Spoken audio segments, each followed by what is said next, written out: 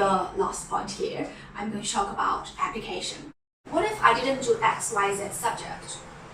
I would say that it doesn't really matter as long the subject requirements is on the Cambridge website, so feel free to check that out. And I would say that as long as you meet that requirement, you don't really have to worry not having done psychology or not having done biology. As long as you are interested in psychology and you are learning about it on yourself, you are reading up about it, I won't say that you will be at a great disadvantage, because the selection interview is really, I think it's really a test about interest and capability. Yep. So, and also no matter what's your background, because we have optional papers, we always have options in which papers we do throughout the 3 years. So there's really, you can really strategize on what you are good at or what you want to explore. Should I apply? Well, if you're asking this question, if you are considering Oxford, I think you probably should. When I was applying, I never ever thought I would end up being in Cambridge, really never.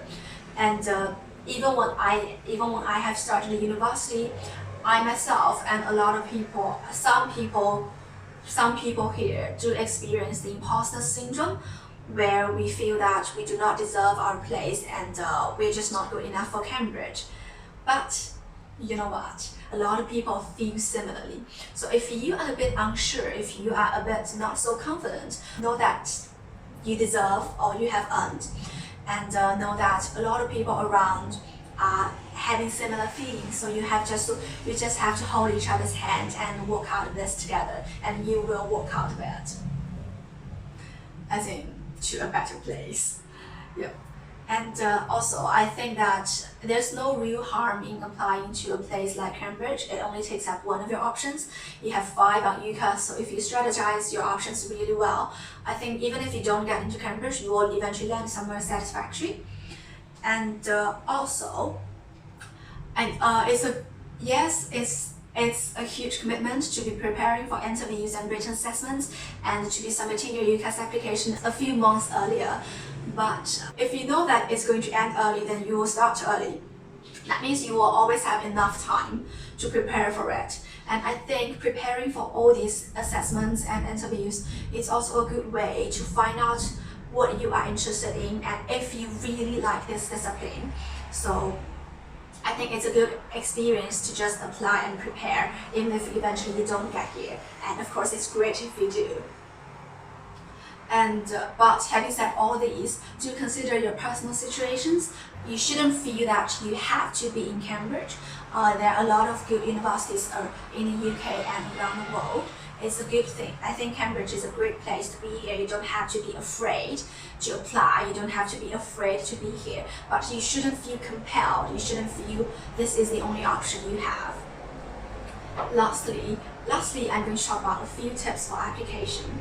So I think the first thing that's really important is to go beyond your syllabus. This applies to you no matter what you're doing. If you are doing psychology, make sure you look beyond your course material or dive deeper into all those things. And we know that psychology is an interdisciplinary education, at least in the undergraduate level at Cambridge.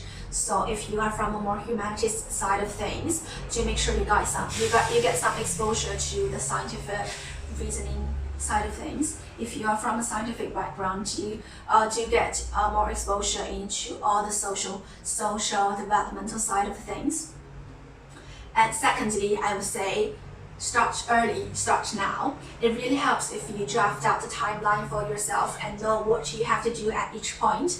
Writing down this plan itself helps you to execute the plan more efficiently, and it helps with your chances of success. And thirdly, I think it's really important to develop the habit of paying attention to your thinking process. So whenever you are writing something, or whenever you thought of something, I think it's beneficial to reflect on your thoughts, or even on other people's conclusions.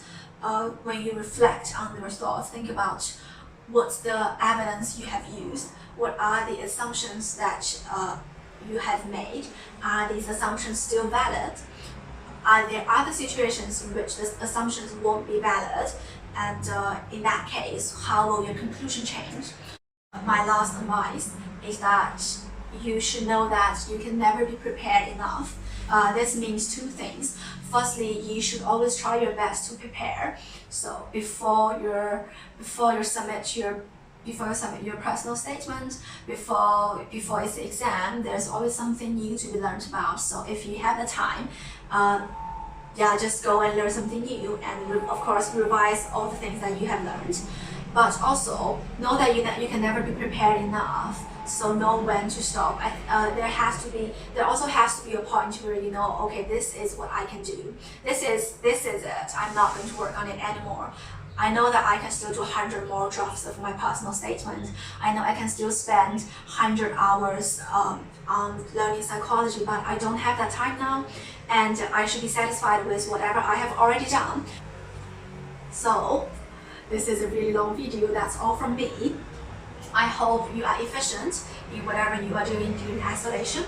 I hope you are taking time to be with your loved ones. I wish you and all those around you in good health, and all the best for your application. And better yet, I wish to see you somewhere at Claire's.